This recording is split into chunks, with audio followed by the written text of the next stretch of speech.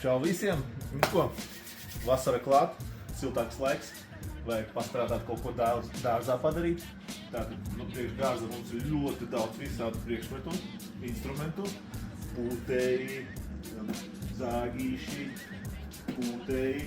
Ja kas nezinu, kas tas ir, tas ir uz trimara liekams pūtējs, lapām un viss kaut kam tādam, ko vajag nopūst. Tā, bet paņemsim kaut ko maziņu un patestēsim, kas tagad ir aktuāls, ja? Tātad, vajag ņemam šito zāģīti. Paskatīsimies, kas tur ir iekšā.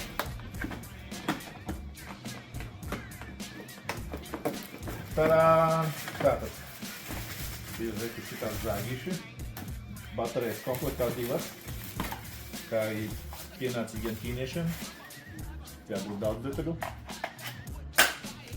Strādā. Oho! Jaudīgi. Varbūt tiesim pamēģināsim kaut ko nogriezt. Jā. No nopietnā mums laikam ir tikai putuplasts. Pamēģināsim, vai putuplastu vispār griež vai nē.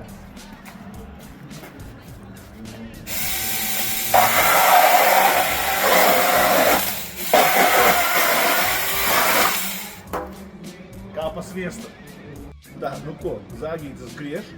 55 eiro visos veikalos tāvā tehnika. Nopērkam un griežam putuplastu.